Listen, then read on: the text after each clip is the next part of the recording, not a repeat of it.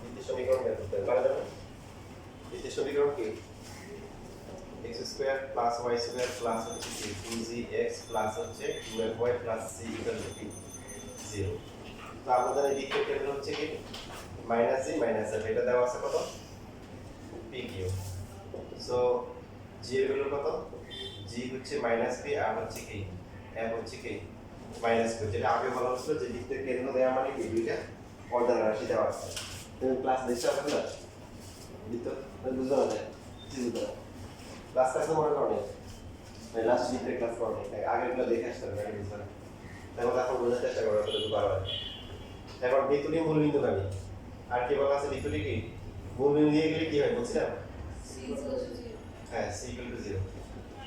সুতরাং তো সমীকরণ তো পেয়ে গেলাম x স্কয়ার প্লাস হচ্ছে y স্কয়ার মাইনাস হচ্ছে কি 2bx মাইনাস হচ্ছে 2py equal to 0। কারণ c তো 0 এখানে। এখন মূল বিন্দু স্পর্শকের সমীকরণ বের করা যাবে না? এই যে এই সমীকরণটা বের করতে হবে।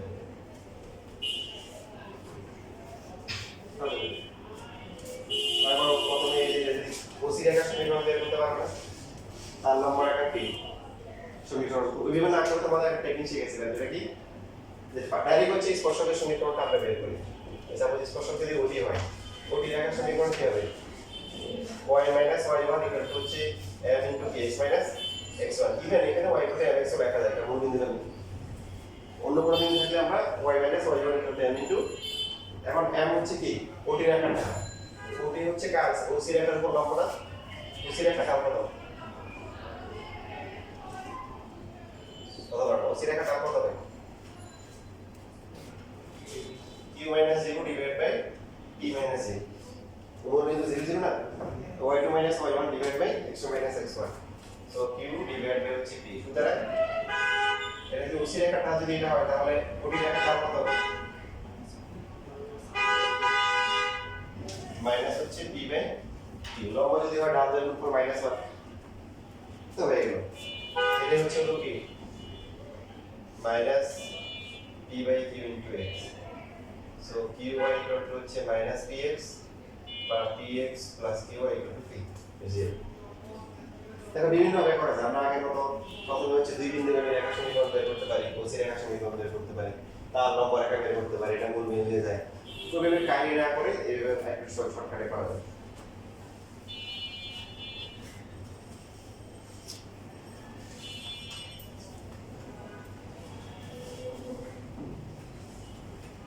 তাহলে বাংলাদেশ সবগুলো চেষ্টা করছো নাকি? স্যার এই পৃষ্ঠাগুলোর স্যার তিন-চারটা প্রশ্ন এই পৃষ্ঠা প্রশ্ন না এটা তোমাদের কাজ ঠিক হয়নি, তোমাদের কিন্তু প্রতি ক্লাসে কিন্তু এরকম দেওয়া হয় না যে তোমরা প্রভাব করে নিয়ে আসো। এটা হয়তো দেখা যায় যে 3 মাসে একবার হচ্ছে, সবার লেখা তোমার এরকম একবার হচ্ছে, ভিতরে এরকম হচ্ছে যে তোমরা এর মধ্যে সবগুলো করে রাখো, সবাই পাইছি। তো এই চেষ্টা ইচ্ছে থাকলে উপায় হয়, তো ইচ্ছা যথেষ্ট রাখতে আছে, এটা স্বীকার করতে হবে। ওর নামে এই যে সিএমের তো নামে বলা যায় ওর পরীক্ষা ছিল, এটা একটা এক্সকিউজ আছে।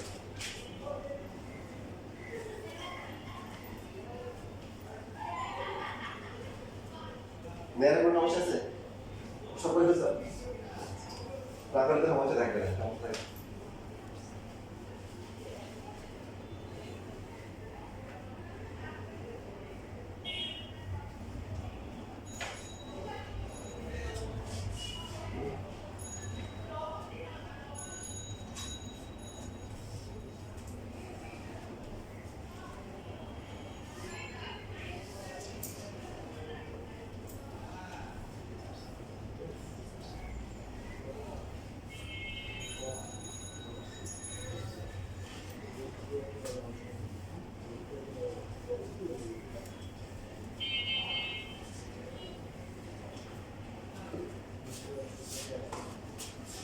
তারপর একটা ওই যে দিতে পারছিলাম 22 নাম্বার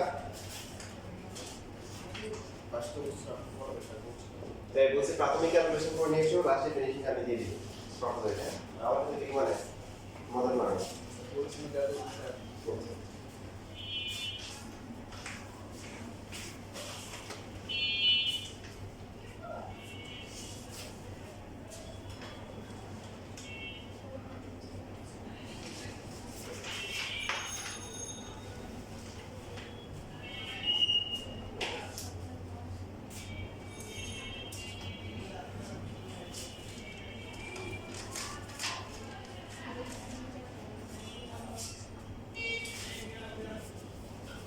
শীত তো সবাই পাইছো নাকি? 4.1 পাইছো? পাওয়ার কথা নেই। পরে নিয়ে যাই।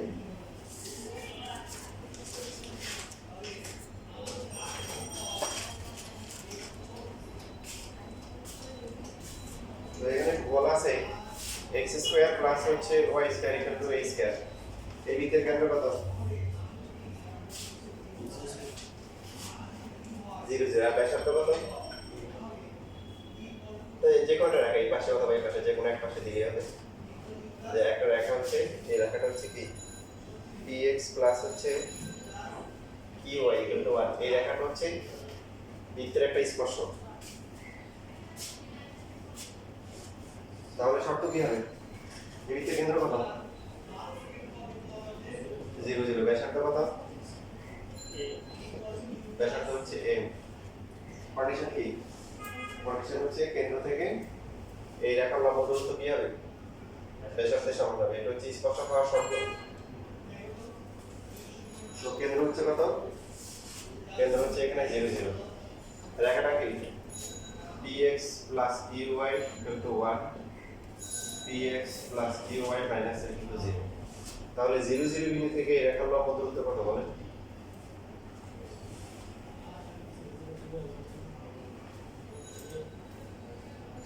0 প্লাস 0 মাইনাস 1 আর নিচে হচ্ছে কি root over p square plus t square.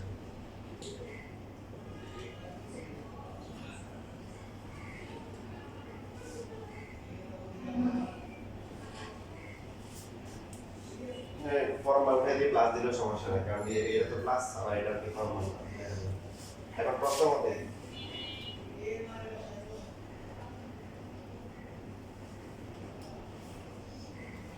এবারটা কত? ব্যাসার্ধের সমান এ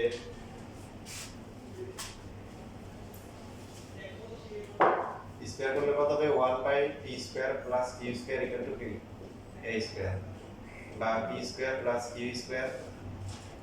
আমরা যদি এটাকে ব্যস্তকরণ করি কত হবে? 1 বাই p a স্কয়ার।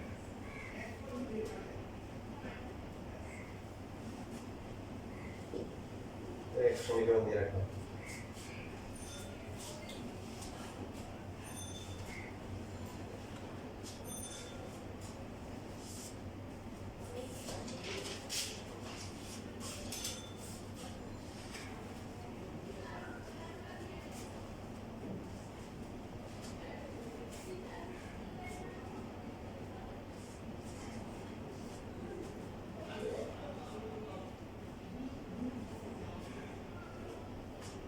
দেখেন নরমালি অন্যান্য যে ম্যাথগুলো ছিল সেখানে শর্ত দেওয়া ছিল, এবং শর্তটা এই কন্ডিশন দিয়ে করতে করতে অটোমেটিকলি চলে আসছে। এর আগে আমরা লাস্ট ক্লাসে যে ম্যাথগুলো করছিলাম যে একটা রেখা একটা বৃত্তকে স্পর্শ করে, তো স্পর্শ করলে যে শর্তগুলো হবে সেগুলো করতে করতে চলে আসছে। এখানে কথাটা একটু ভিন্ন। দেখো যে PQ বিন্দুটি একটি বৃত্তের উপর অবস্থিত। তো দেখেন এখানে বিষয়টা হচ্ছে যে বোঝাবেন নিয়ে নাও। আমরা ধরে নিচ্ছি 0 0 কেন্দ্র এবং 1 বাই a একক ব্যাসার্ধ বিশিষ্ট বৃত্তের সমীকরণ কি বলেন তো?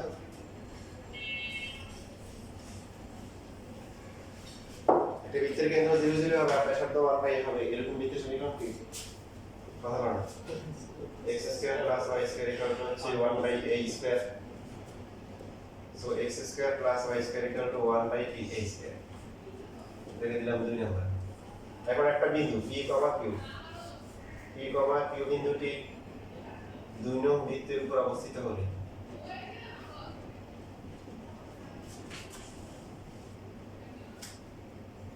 যদি অবস্থিত হয় তাহলে কি হবে?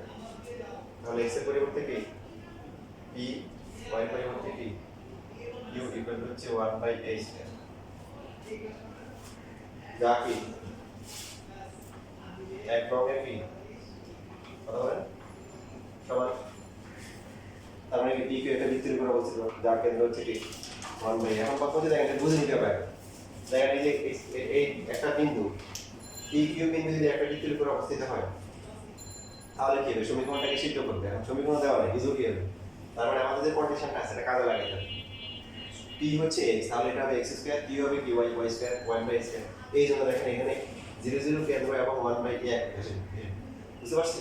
এটাকে x ধরলে x স্কয়ার, এটাকে y ধরলে y স্কয়ার ইকুয়াল 1 স্কয়ার। তাহলে এই দিকতে কেন্দ্র কত?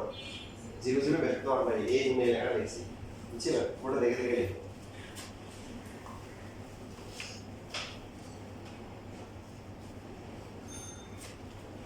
সুতরাং পি কিউ বিন্দুটি একটি বৃত্তের উপর অবস্থিত।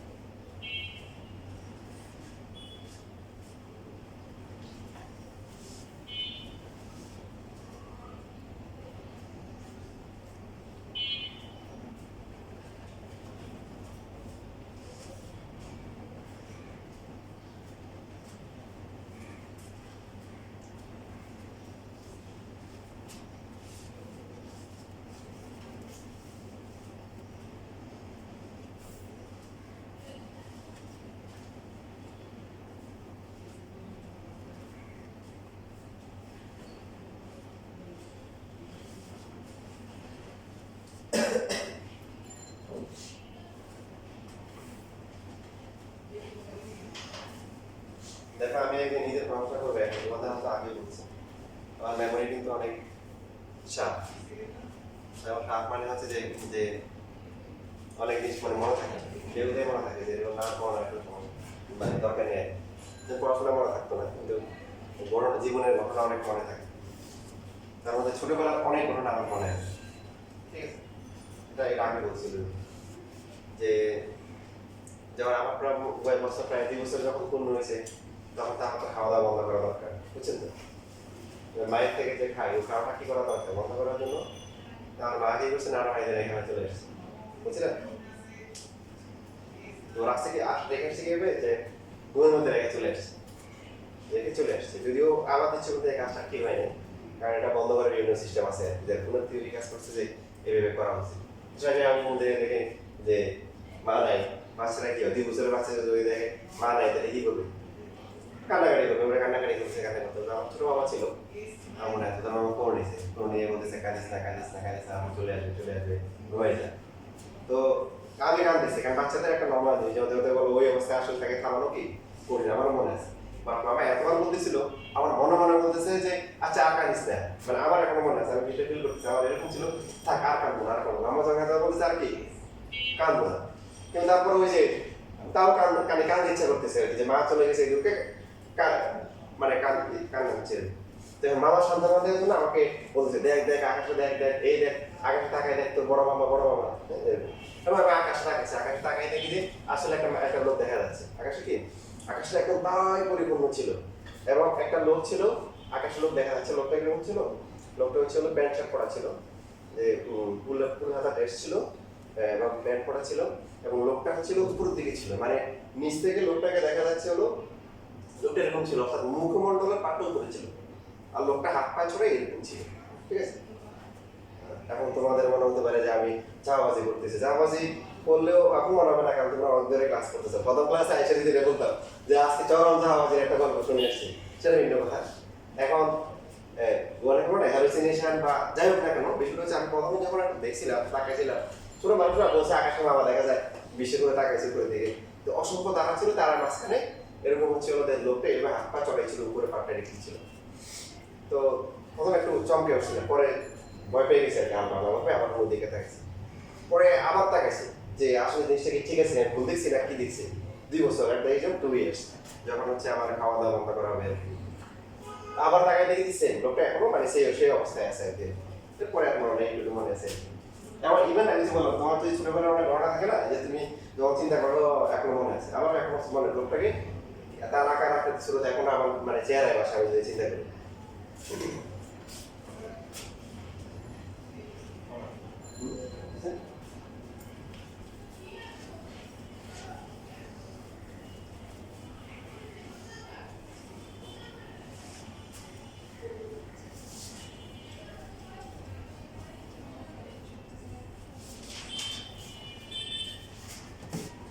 আচ্ছা এখন আমরা লাস্ট ক্লাসে বৃত্তের উপরে মানে বৃত্তের উপর কোনো বিন্দুতে স্পর্শক অভিলম্ব আঁকা শিখছি। এখন যদি এমন হয় বৃত্তের বাইরের কোনো বিন্দু থেকে স্পর্শক আঁকতে হবে, বৃত্তের বাইরের কোনো বিন্দু থেকে কয়টা স্পর্শক আঁকা যায়?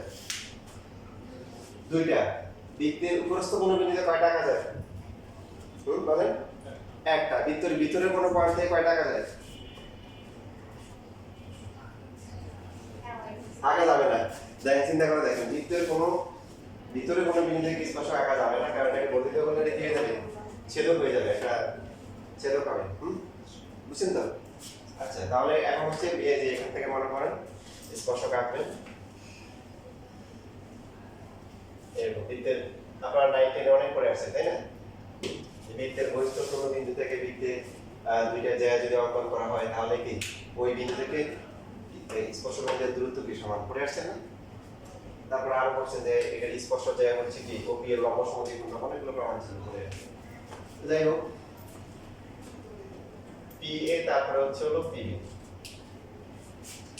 তো সেটা কিভাবে করব ধরেন দেখি।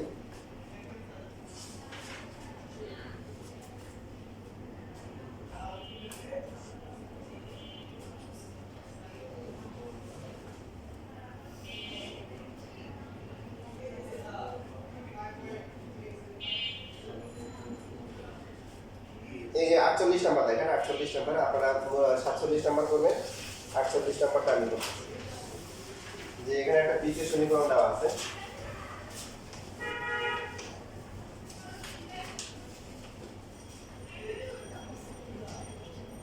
x square plus y square minus 2x minus 4y plus 1 equal to হচ্ছে 0।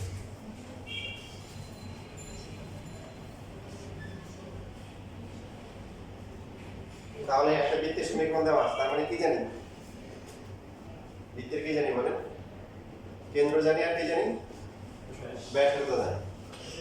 তো এটাকে x স্কয়ার প্লাস হচ্ছে y স্কয়ার প্লাস 2 ইনটু কি লেখা যায়? মাইনাস 1 ইনটু x তারপরে কি 2 into minus 2 into y plus 1 equal to 0। তাহলে g এর ভ্যালু কত? মাইনাস 1, f এর ভ্যালু হচ্ছে মাইনাস 2, c এর ভ্যালু হচ্ছে 1। কেন্দ্র কত? কেন্দ্র হচ্ছে কি বলেন? 1,2। আর ব্যাসার্ধ কত? g স্কয়ার 1 প্লাস 4 মাইনাস হচ্ছে 1 কত আসে? 2 একক। তাহলে এখানে যে বৃত্তটা দেওয়া আছে বৃত্তের কেন্দ্র হচ্ছে 1,2 এবং ব্যাসার্ধ হচ্ছে কত? ব্যাসার্ধ হচ্ছে 2 একক।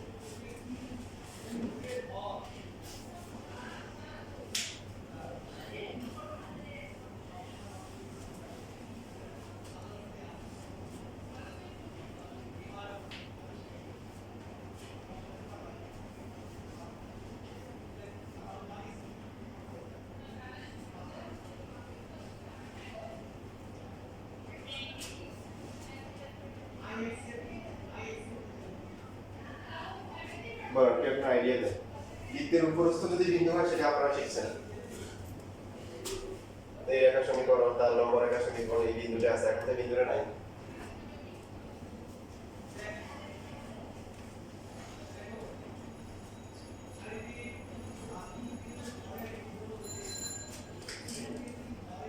স্পর্শতে কি দেওয়া আছে? একটা মাত্র বিন্দু দেওয়া আছে।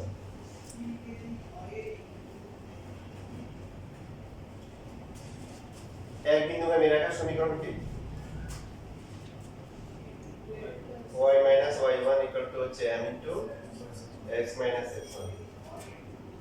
So mx plus হচ্ছে 5m minus y plus 4 equal to 0.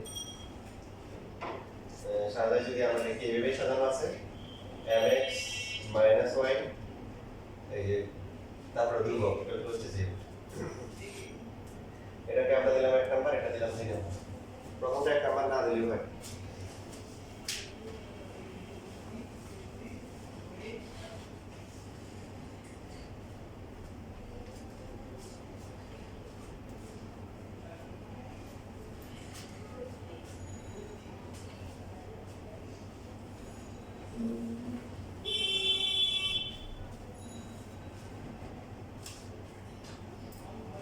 তাহলে এখন আগের মতো কথাগুলো লিখতে হবে, যেহেতু এই রেখাটি বৃত্তের স্পর্শক, তাহলে বৃত্তটির কেন্দ্র 1 2 থেকে এই রেখা লম্ব দূরত্ব বৃত্তটির ব্যাসার্ধের সমান হবে। এই কথা লেখা করে তাহলে 1 2 থেকে হচ্ছে কি 2 নম্বর রেখার লম্ব দূরত্ব কত? তাহলে কত বলেন m * a 1 - 2 প্লাস ধ্রুবকের পার্টটা যাই আছে তাই থাকবে আর নিচে হচ্ছে কি x এর সহগ স্কয়ার n স্কয়ার y এর সহগ হচ্ছে 1 এবং এই মানটা কার সমান বৃত্তের ব্যাসার্ধ কি 2 ইউনিট 2 এককের সমান।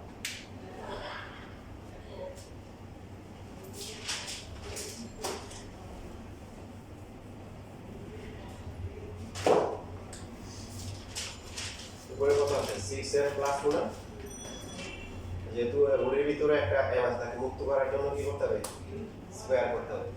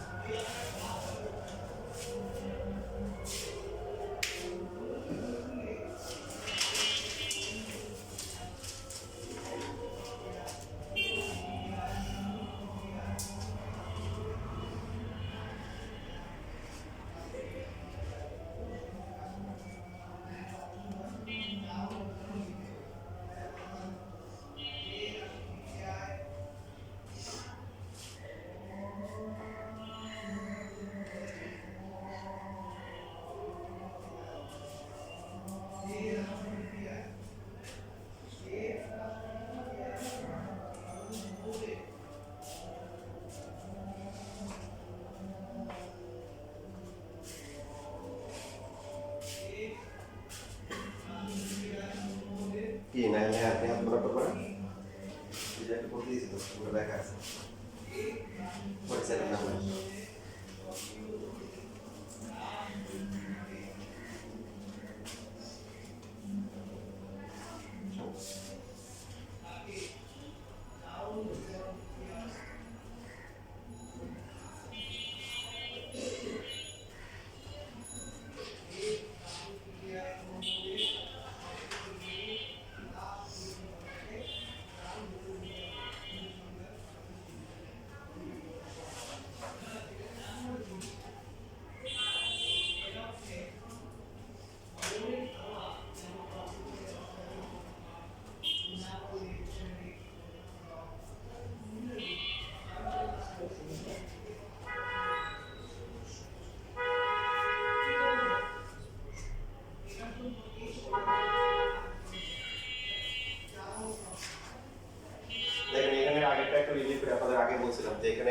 দুইটা সমীকরণ বের করতে বলবে, এখানে দুইটা আলাদা করে করা লাগে না, অটোমেটিক্যালি চলে আসে।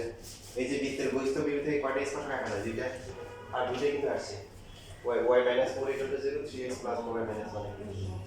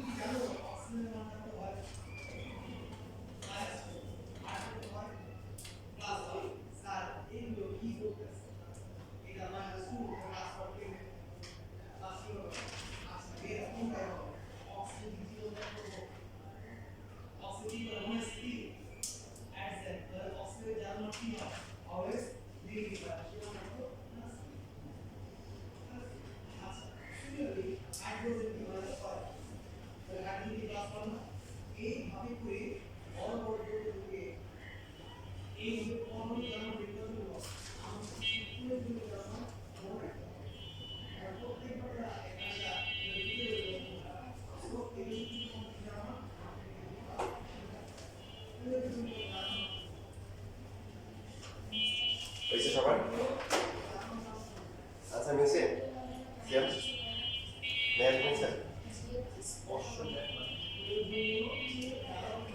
স্পর্শ যে স্পর্শ যে কোনটা? ও আচ্ছা, স্পর্শ যে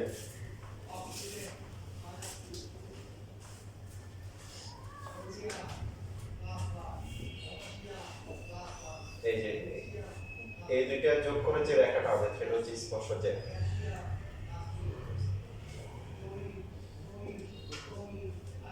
এখন স্পর্শজের সমীকরণ কিভাবে বের করব? বৃত্তের সমীকরণ আর একটা স্পর্শক সমাধান করে এই পাওয়া যাবে। আবার আরেকটা স্পর্শকের সাপেক্ষ সমীকরণ সমাধান করে কি পাওয়া যাবে? বি পাওয়া যাবে। বুঝছেন? স্পর্শজের চিহ্ন বৃত্তের বহিস্থ কোণ মেরু থেকে দুইটা স্পর্শক যেখানে ছেদ করে এদেরকে বলা হয় স্পর্শবিন্দু। এই স্পর্শবিন্দুগুলো যোগ করে বৃত্তের যে জেড পাওয়া যায় তার নাম হচ্ছে স্পর্শজেড। তো একটা প্রসেস হচ্ছে স্পর্শজের সমীকরণ যদি বের করতে বলে, একটা প্রসেস হচ্ছে আমরা স্পর্শক যে আছে আর বৃত্তের সমীকরণ সমাধান করব। যদিও দ্বিঘাত সমীকরণ কিন্তু হোল স্কয়ার হয়ে একটা আসবে, এটা আগে বলছিলাম। বৃত্তের সমীকরণ স্পর্শক, তাহলে স্পর্শক মানে কি হোল স্কয়ার হয়ে কয়টা বিন্দু আসবে? একটা করে বিন্দু আসবে। এই একটা বিন্দু ধরলাম, এই একটা ধরবো কি বি, দুই বিন্দু মিলে একটা সমীকরণ বের করতে পারি। এটা একটা প্রসেস। আর একটা প্রসেস হচ্ছে কি দেখেন,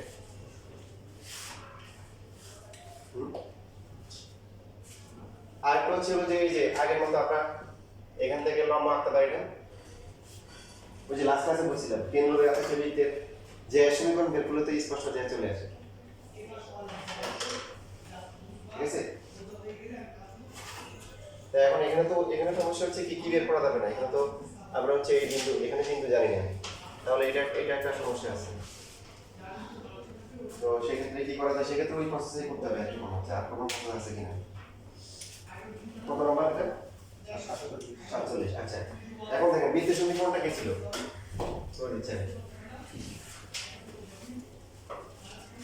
সমীকরণটা পড়েন, আমাদের যেটা দিয়েছে এটা সমীকরণ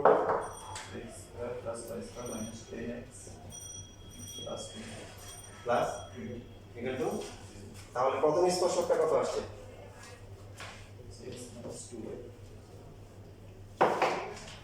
x minus 2y equal to 0, মানে x এর ভ্যালু হচ্ছে কত? 2y। তাহলে x এর ভ্যালু 2y এর বৃত্তের সমীকরণে আমরা বসালে হবে 2y স্কয়ার প্লাস হচ্ছে y square minus 10 into b 2y plus 1 equal to 0। তো কত আসে এটা? 4y স্কয়ার প্লাস হচ্ছে y স্কয়ার মাইনাস হচ্ছে b 20y plus 1b equal to 0। 5y square minus হচ্ছে 20y plus 1b equal to 0। 5 দিয়ে ভাগ করে কি করা যায়? ছোট করা যায়। y স্কয়ার মাইনাস হচ্ছে 4 কত? 4y প্লাস হচ্ছে 4 ইকুয়াল টু 0। কি হয়? যেটা বলছিলাম যে হোল স্কয়ার হয়। তাহলে দ্বিঘাত সমীকরণ হওয়া সত্ত্বেও একটা করে গুণ আসছে। নরমালি দেখেন আপনি বৃত্তের সমীকরণ আর সরলরেখার সমীকরণ তো সমাধান করে দুইটা আসার কথা। হ্যাঁ, দুইটা আসতে পারে। একটা রেখা একটা বৃত্তকে ছেদ করলে দুইটা বিন্দু আসবে। সেই ক্ষেত্রে ভুজ কুটি দুইটা আলাদা আলাদা আসবে। আবার এমনও হতে পারে ছেদ করা নাই, তখন সমাধান করলে মূলগুলো জটিল আসবে। কি আসবে? আই যুক্ত আসবে। মানে আই যুক্ত বোঝাচ্ছে যে সমাধান আসলে ছেদ করা নেই। আর যদি স্পর্শক হয় তখন সমাধান করে এই যে দেখেন একটা মান আছে, ওই একটা মান, সো x এর মান কত হবে? x এর মান হচ্ছে হলো 4। তো একটা বিন্দু একটা স্পর্শ বিন্দু হচ্ছে কত? 4,2।